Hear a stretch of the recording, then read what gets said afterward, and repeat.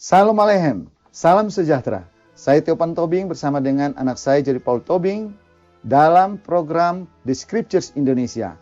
Kembali pada hari ini, kami akan menyaksikan tentang firman Tuhan.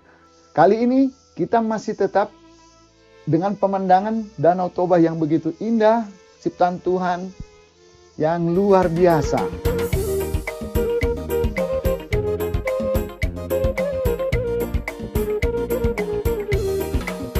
Pada kesempatan ini, kami dari The Scriptures Indonesia akan menyaksikan tentang bagaimana kepercayaan umat Nasrani di Yerusalem.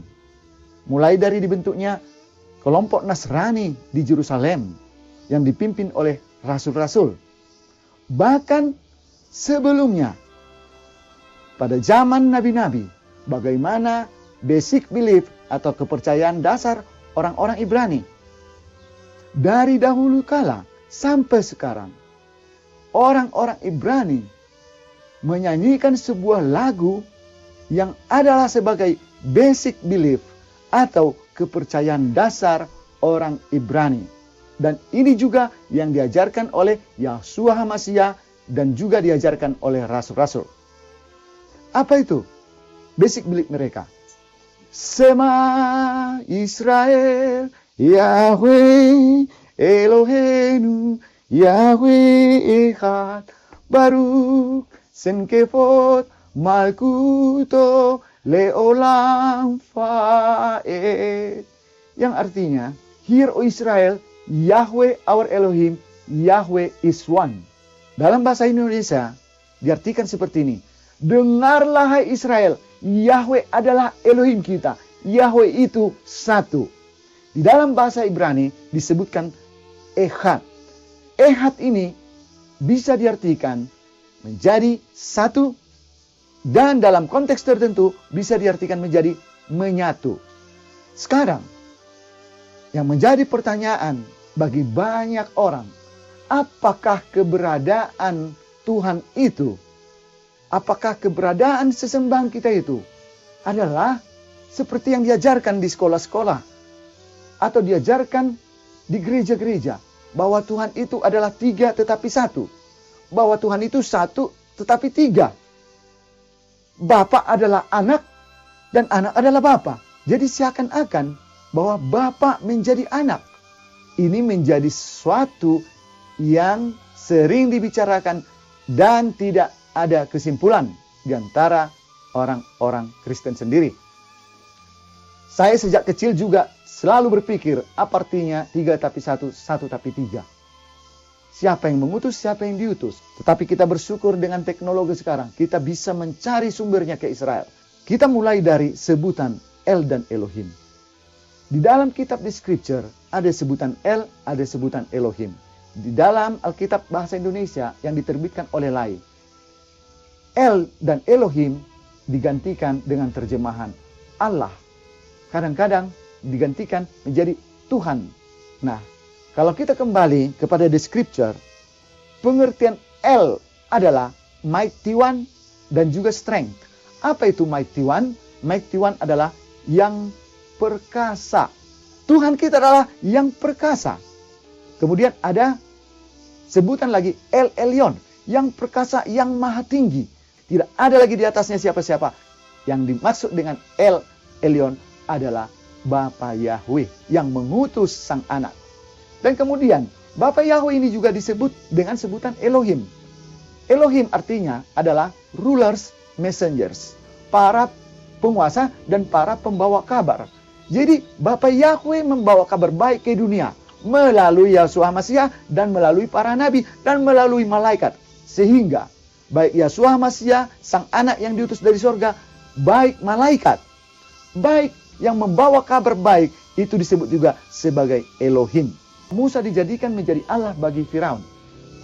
Hal ini sangat membingungkan orang awam yang membaca. Apakah Musa menjadi Allah? Tetapi sesuai dengan the Scripture, kitabnya orang Ibrani yang diterjemahkan ke dalam bahasa Inggris yang bisa kita mengerti, bahwa yang dimaksud adalah Musa ini menjadi messengers, menjadi pembawa berita. Musa ini menjadi rulers yang berkuasa. Tapi kuasanya dia adalah diberi kuasa Musa menjadi messengers, menjadi rulers bagi Firaun. Itu yang dimaksud. Jadi jelas, nampak perbedaan penerjemahan antara the scriptures dan Alkitab yang diterbitkan oleh Lembaga Alkitab Indonesia. Kalau basic belief daripada orang-orang Ibrani adalah Yahweh is one. Bagaimana dengan Yahshua atau Sang Anak yang dikenal dengan nama Yesus? Mari kita baca di dalam 1 Timotius 2 ayatnya yang kelima. For there is one Elohim and one mediator between Elohim and man, the man Messiah Yahshua. Dalam bahasa Indonesia, karena hanya ada satu Elohim dan satu pengantara antara Elohim dan manusia. Manusia Yahshua. Nah, kita perlu meneliti ayat ini.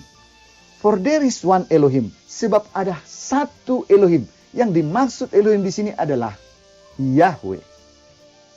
Karena Yahweh itu Esa.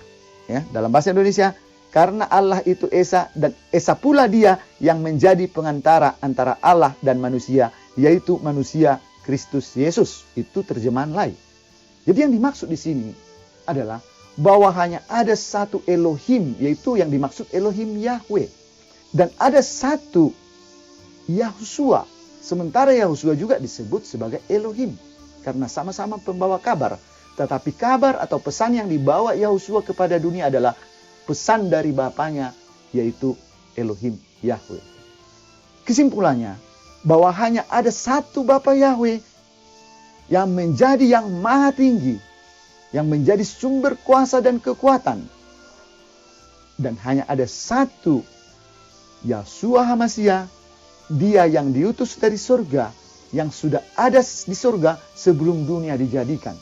Yahshua ini dikirim ke dunia untuk bersaksi tentang Bapa, untuk mengajar manusia jalan Tuhan. Kalau orang Ibrani mengatakan bahwa hanya ada satu Elohim Yahweh dan hanya ada satu Elohim Yahshua, pada saat ini kita disuguhkan dengan pengajaran Trinitas, Tritunggal, tiga tapi satu, satu tetapi tiga. Saudara-saudaraku, di sini saya bersaksi tentang firman Tuhan. Dan hanya firman Tuhan bahwa Yahweh itu Esa, Yahweh itu satu, dan Yahushua juga satu. Tidak ada duanya. Sekalipun roh Bapa Yahweh ada di dalam diri Yahushua, Bapa Yahweh tetaplah Bapa Yahweh. Dan Yahushua adalah Yahushua sendiri. Kehidupan yang dimiliki oleh Yahushua adalah berasal dari Bapa Yahweh. Dan kita manusia ini dan segala yang hidup di bumi ini memperoleh kehidupan dari Bapa Yahweh hanya melalui Yahushua HaMashiach. Dan segala sesuatu akan kembali kepada Bapa Yahweh melalui Yahshua HaMashiach. Jadi Yahshua HaMashiach adalah imam besar kita, pengantara antara manusia berdosa dengan Bapa Yahweh yang Maha Kudus.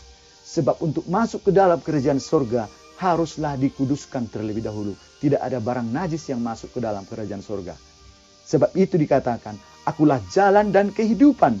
Tidak seorang pun masuk ke dalam kerajaan surga kecuali melalui aku.